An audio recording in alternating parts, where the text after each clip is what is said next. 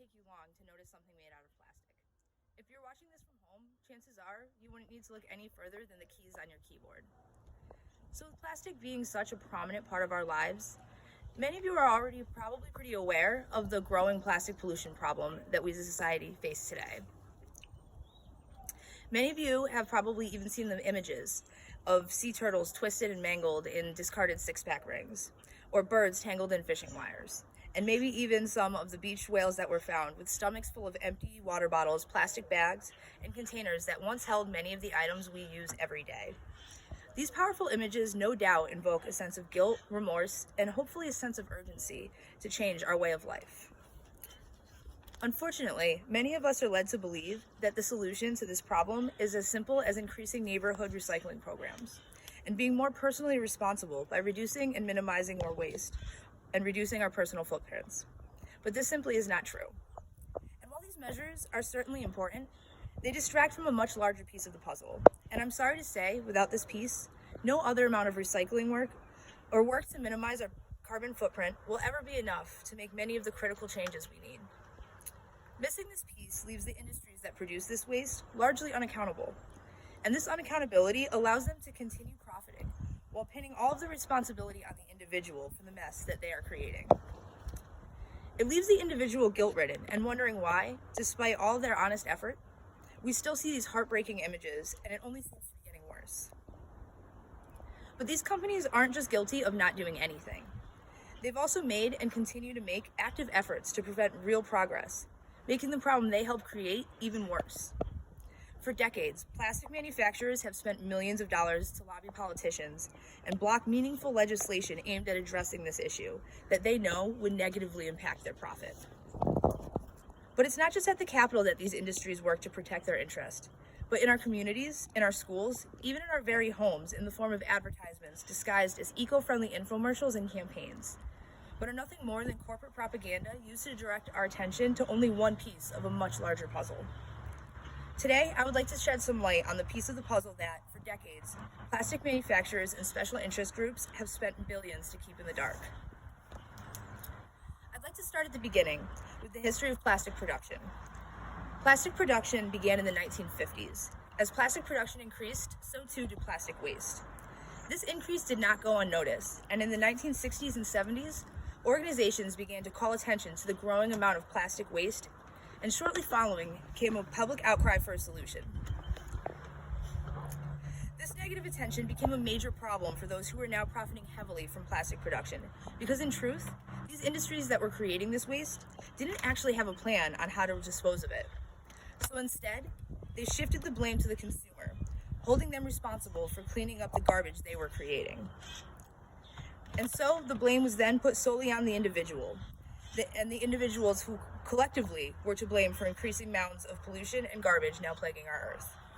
If only everyone just recycled and put their trash where it belonged, we could restore Mother Earth's natural beauty and solve world pollution once and for all. At least this was the message that organizations like Keep America Beautiful set out to deliver. Coining the term litter bug, they ran ad campaigns and delivered public service announcements that infiltrated millions of American homes, promoting their cause. As their name and content of their messages would imply, they were working hard to stop these dirty litter bugs, but they needed help from every American citizen to keep this country beautiful. If we all just worked really hard not to litter and to recycle, there would be no bottles or containers on our majestic purple mountains. Our fruitful plains would not be filled with the remnants of your neighbor's last grocery trip, and not a single turtle, nor dolphin, nor fish would ever become a casualty of plastic waste from sea to shining sea ever again.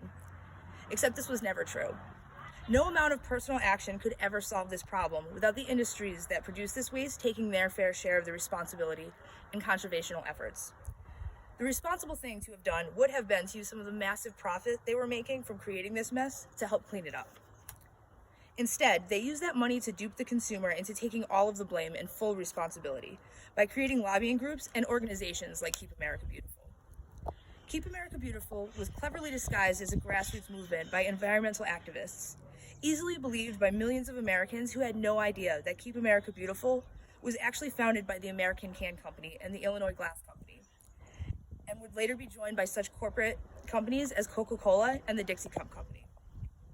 The same organization that introduced the American people to the crying Indian, a historic public service announcement depicting a lone Native American shedding a single tear over the destruction and pollution of his homeland, a PSA widely accredited for launching the green culture of the 1970s, was actually founded by the same industries that lobbied heavily against environmental regulations and were persistently opposed to many environmental initiatives. This intentional deceit was aimed to shift the focus and responsibility of plastic waste away from the producer and onto the consumers. And it worked. Now, I don't want to give you the wrong impression. You should absolutely not litter, and you should do your best to make environmentally conscious decisions. But the fact of the matter is that no number of individual sacrifices could solve this problem, or would make a substantial difference alone. The problem we are facing today is rapidly expanding, and the consequences are far-reaching.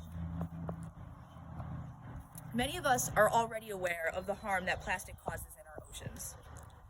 In 2020, the United Nations estimated that each year, 8 million metric tons of land-based plastic enters the world's oceans, killing more than 1 million marine birds and over 100,000 marine animals who ingest it every year.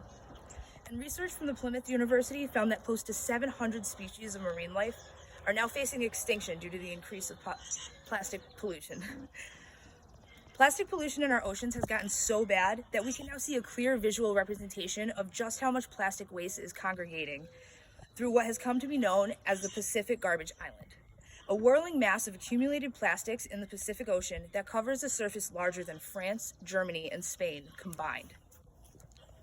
But while many experts and scientists are calling for urgent action, plastic manufacturers and industries continue to spend billions annually lobbying to keep meaningful legislation to prevent meaningful legislation reforms that would negatively affect their profits. And now some progress has been made in recent years, and many local municipalities have placed successful bans on single-use plastics such as bags, drinking straws, and takeout containers, including those recently passed here in many parts of Connecticut. But these efforts have not gone unnoticed, and lobbying efforts from plastic manufacturers and interest groups have resulted in 10 states, including Arizona, Florida, and Texas, enacting preemptive bans on plastic bans, making it impossible for cities in these states to pass single-use plastic bans. These continuous actions to prevent and undermine our efforts may make it seem hopeless, as if we've been swimming pointlessly upstream in plastic-filled waters for years.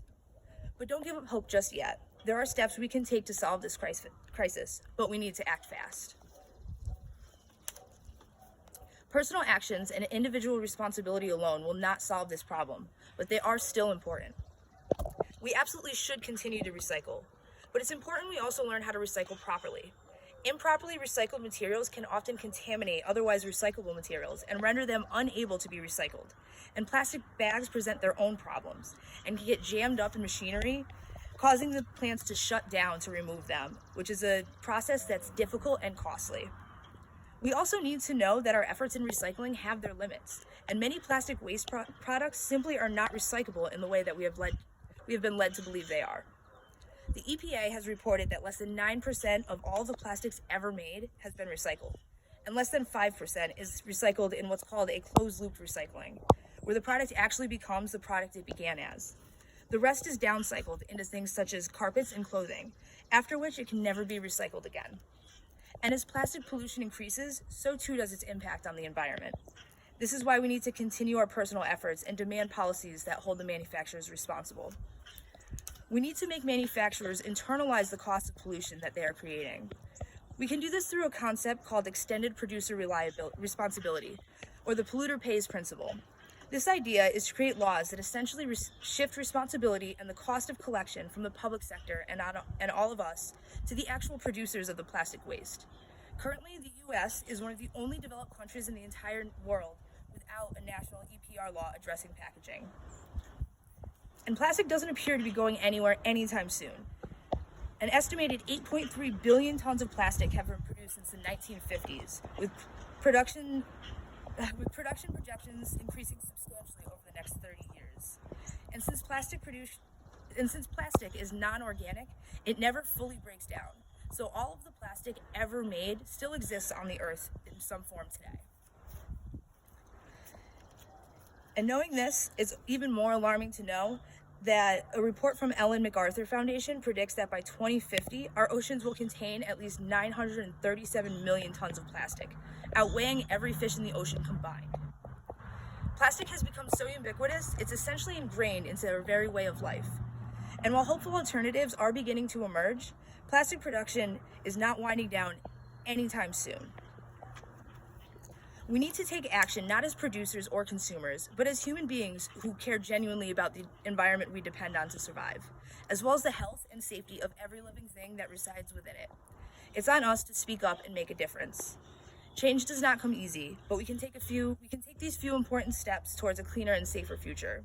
We can continue to uphold our end of the responsibility by recycling properly, limiting our personal consumption of single-use plastics, and supporting local municipalities in their efforts to ban and limit these as well, because this will in turn force the introduction of alternatives.